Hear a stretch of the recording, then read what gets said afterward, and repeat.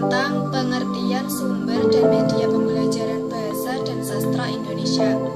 Sumber belajar adalah bahan-bahan yang dimanfaatkan dan diperlukan dalam proses pembelajaran yang dapat berupa teks, media cetak, media elektronik, narasumber, lingkungan sekitar, dan sebagainya yang dapat meningkatkan kadar keaktifan dalam proses pembelajaran.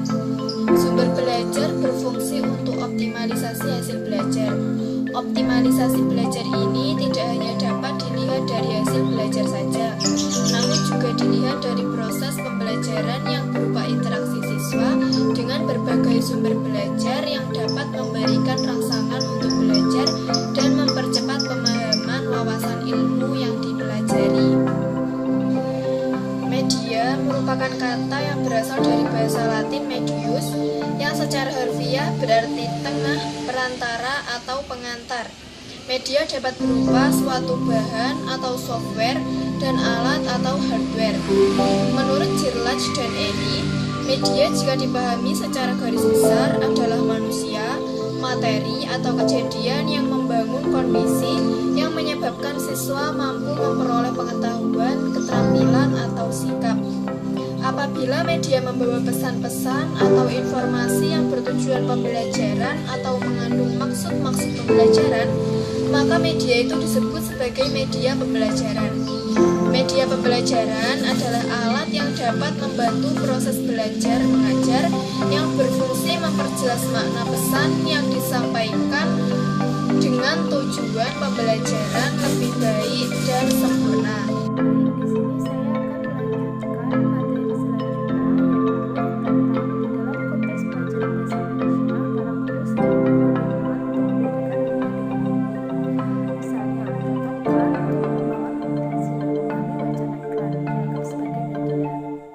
Contoh puisi untuk mengembangkan kompetensi memahami isi puisi dipandang sebagai media, atau contoh grafis sering dianggap sebagai media ketika digunakan untuk pembelajaran mengubah grafik ke dalam wacana naratif.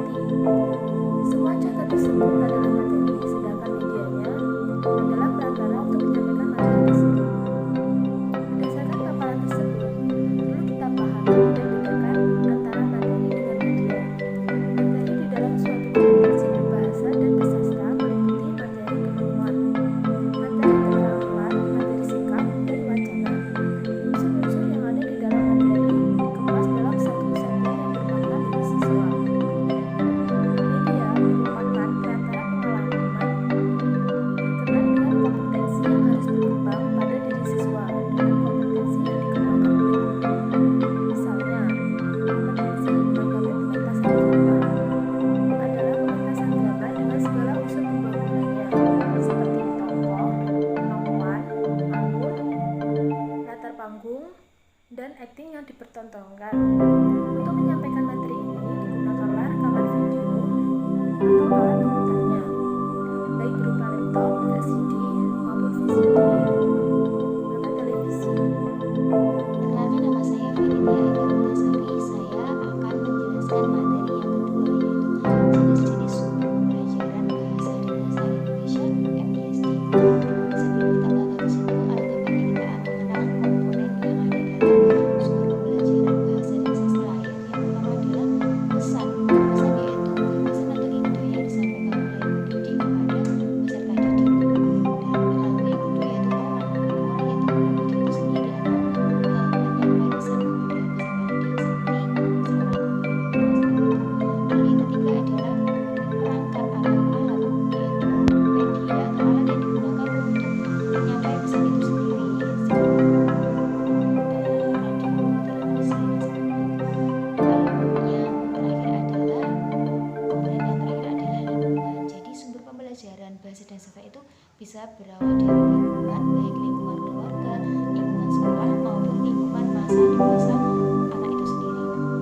Lalu selanjutnya kita akan bahas jenis-jenis sumber pembelajaran bahasa dan sastra Indonesia (MBSD). Yang pertama adalah sumber pembelajaran persona dan non persona. Maksudnya persona itu kan manusia. Jadi sumber pembelajaran yang berasal dari antar manusia, termasuk dari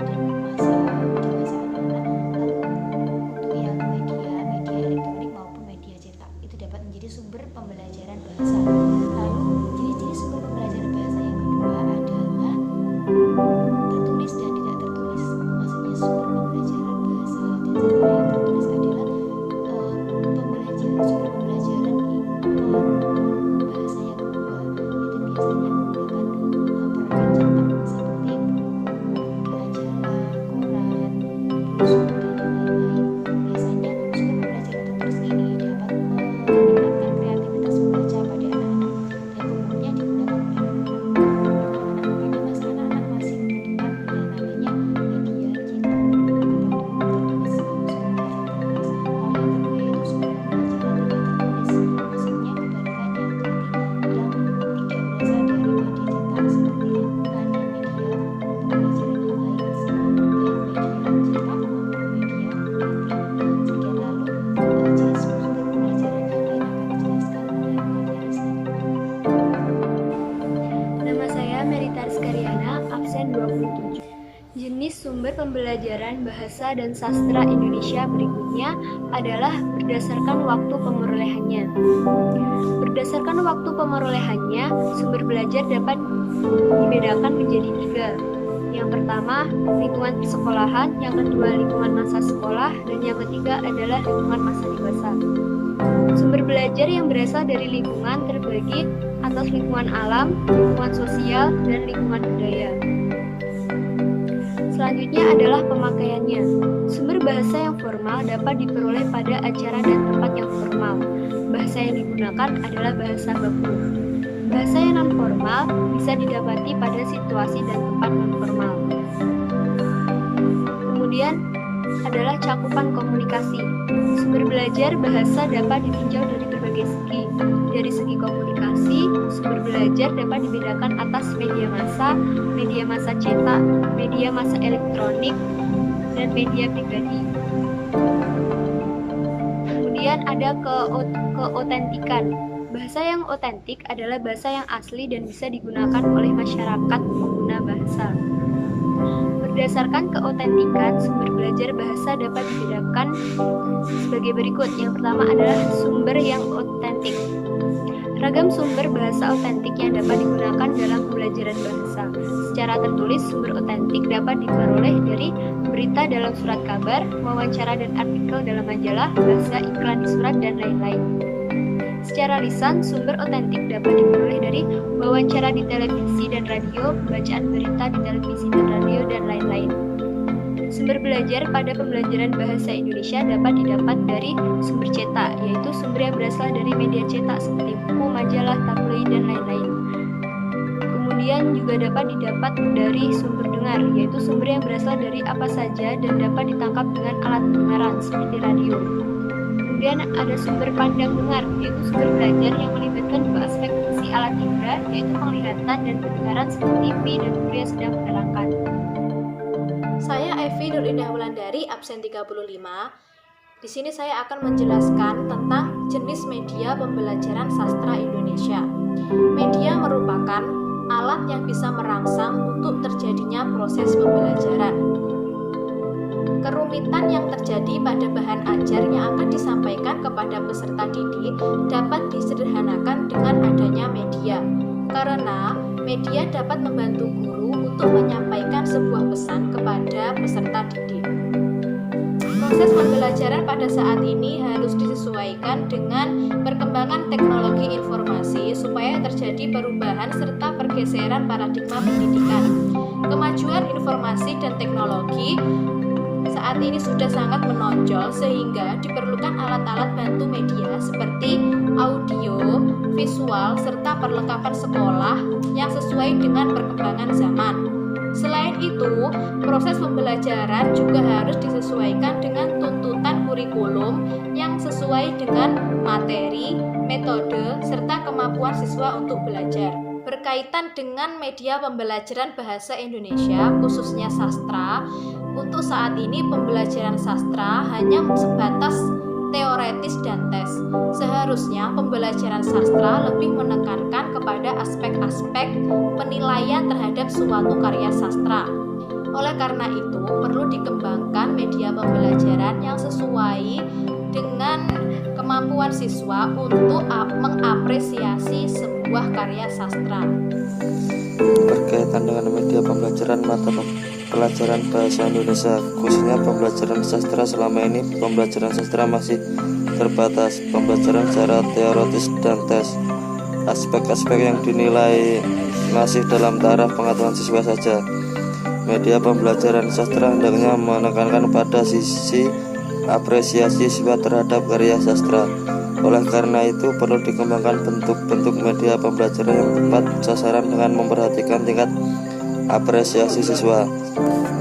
Adanya perubahan orientasi pembelajaran pada apresiasi, ekspresi, dan produksi sastra mengakibatkan rancangan pembelajaran sastra tidak lagi hanya berpusat pada peningkatan pengetahuan kesastraan siswa yang sifatnya cenderung teoritis dan mengesampingkan praktiknya. Sebagai contoh, peserta didik lebih dituntun untuk menguasai tokoh-tokoh atau sastrawan dari berbagai era dan hasil karya mereka saja, tetapi mereka memahami makna atau nilai-nilai yang cenderung di dalam karya sastra. Bahkan hal yang memperhatikan para siswa kurang dalam praktik pembelajaran sastra seperti pementasan drama, antonomi, pembacaan puisi, deklamasi puisi, dan musikalisasi puisi. Sastra sebagai cerminan keadaan sosial budaya bangsa haruslah diwariskan kepada generasi mudanya. Menurut Irfan dalam Suryaman, sastra memiliki potensi yang besar untuk membawa masyarakat ke arah perubahan, termasuk perubahan karakter sebagai salah satu jenis kesenian. Sastra sudah ada dalam perjalanan perbedaan manusia. Proses pendidikan, pengalaman, dan pemahaman terhadap sastra akan dapat memperkaya manusia sebagai pribadi dalam dialog terus-menerus dengan dunia manusia dan kemanusiaan. Pembelajaran bahasa dan sastra Indonesia selalu identik dengan pembelajaran membaca dan menulis.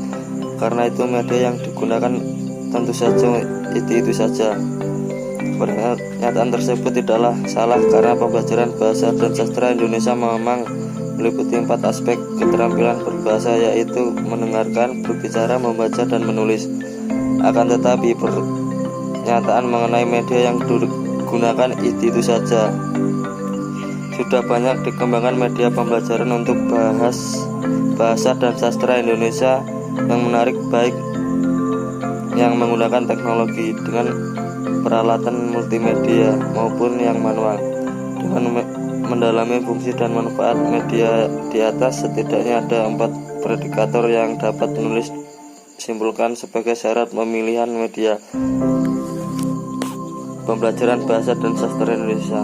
1. Media pembelajaran yang digunakan harus mampu membantu pemahaman siswa terhadap materi pembelajaran. 2. Media yang digunakan harus mampu menarik perhatian siswa. 3. Media pembelajaran yang digunakan harus mampu mempermudah siswa memahami materi pembelajaran. 4. Media yang digunakan harus sesuai dengan kebutuhan materi yang dipelajari. Contohnya, apabila materi yang harus dipelajarkan adalah materi dengan keterampilan membaca dan gunakan media audio seperti radio.